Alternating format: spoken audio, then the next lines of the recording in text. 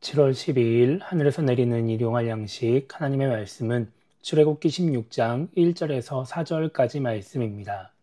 이스라엘 자손의 온 회중이 엘림에서 떠나 엘림과 시내산 사이에 있는 신광야에 이르니 애굽에서 나온 후 둘째 달 15일이라. 이스라엘 자손 온 회중이 그 광야에서 모세와 아론을 원망하여 이스라엘 자손이 그들에게 이르되 우리가 애굽 땅에서 고기 가마 곁에 앉아 있던 때와 떡을 배불리 먹던 때에 여호와의 손에 죽었더라면 좋았을 것을 너희가 이 광야로 우리를 인도해 내어 이 온 회중이 주려 죽게 하는도다. 그때 여호와께서 모세에게 이르시되 보라, 내가 너희를 위하여 하늘에서 양식을 비같이 내리리니 백성이 나가서 일용할 것을 날마다 거둘 것이라. 이같이 하여 그들이 내 율법을 준행하나 아니하나 내가 시험하리라. 아멘. 오늘 우리가 읽은 말씀은 또 모세를 원망하는 이스라엘 자손의 모습을 기록하고 있습니다. 출애굽기 15장 마지막 27절을 보면 이스라엘 자손들은 마라를 떠나서 엘림에 도착하여 장막을 칩니다. 엘림은 12개의 샘이 있는 오아시스였습니다. 그리고 오늘 말씀 1절을 보면 이스라엘 자손은 엘림을 떠나서 신광야에 들어가게 됩니다. 성경은 이때가 애굽에서 나온 지 둘째 달 15일이라고 말씀합니다. 애굽에서 나온 지 2달 반이 지난 것입니다. 그때의 이스라엘 자손들은 광야에서 모세와 아론을 원망합니다. 이들이 모세와 아론을 원망하는 이유는 애굽에서는 고기와 떡을 배불리 먹었지만 지금은 그렇지 않기 때문입니다. 이들은 그렇게 배불리 먹을 때, 애굽에 있을 때 하나님의 손에 죽는 것이 더 좋았을 것 같다고 모세와 아론이 광야로 인도해서 굶어 죽게 만든다고 말을 합니다. 그래서 하나님은 이스라엘 자손을 위해서 하늘에서 양식을 비같이 내리겠다고 말씀하십니다. 그리고 이스라엘 자손들은 매일 먹을 양식을 날마다 거둘 것이라고 말씀하시죠. 오늘 말씀을 통해 우리가 생각해 봐야 하는 것은 이스라엘 자손이 원망하는 이유입니다. 이스라엘 자손들이 모세와 아론을 원망했던 이유는 과거와 현재를 비교했기 때문입니다. 이스라엘 자손들이 지금 가고 있는 그 길은 광야입니다. 척박한 땅입니다. 이스라엘 자손들은 2달 반을 모두 광야에서 보낸 것은 아니었지만 지금 상당히 긴 시간을 광야에서 보내고 있었습니다. 당연히 애굽처럼 고기와 떡을 마음껏 먹을 수는 없었을 것입니다.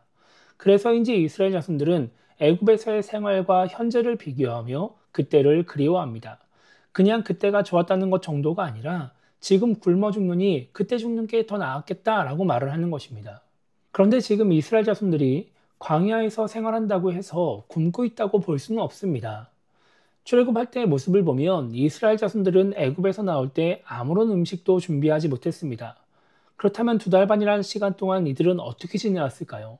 하나님의 도움으로, 하나님의 은혜로 살아온 것입니다. 그 긴 시간을 굶으면서 광야를 걸을 수는 없었기 때문에 당연히 하나님이 무언가를 해주셨을 것이라고 우리는 추정할 수 있습니다.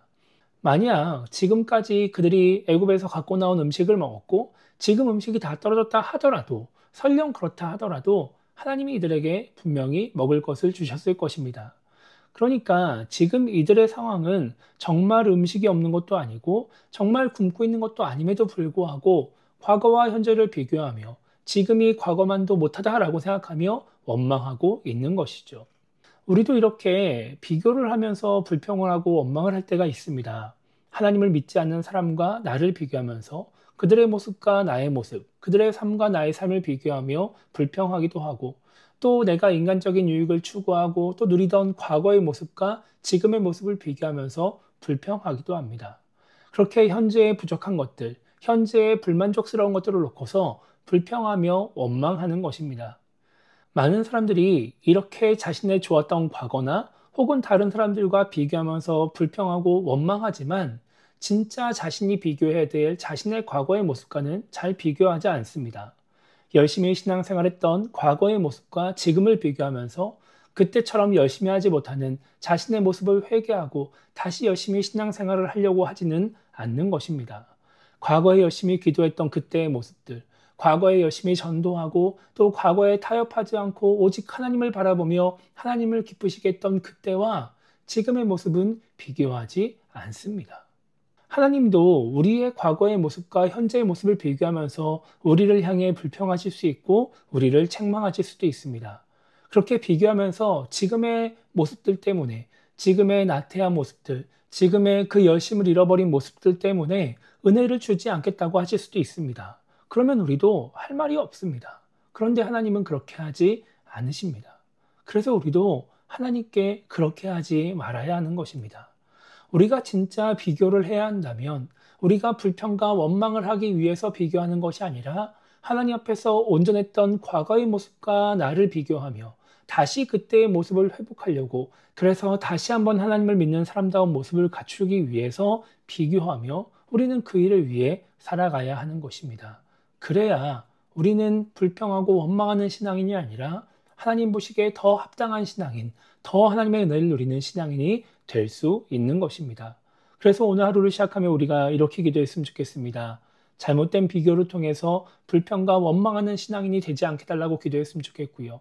과거에 올바르게 신앙생활했던, 열심히 신앙생활했던 모습들과 지금의 나를 비교하며 혹시라도 그때의 모습을 잃어버린 것이 있다면 다시 그때처럼 열심히 신앙생활하고 올바르게 신앙생활하는 그 모습을 회복할 수 있게 달라고 기도하며 오늘 하루를 시작했으면 좋겠습니다. 그렇게 올바른 비교를 통해서 계속해서 하나님을 기쁘시게 하는 우리 모두가 되기를 주님의 이름으로 축복합니다.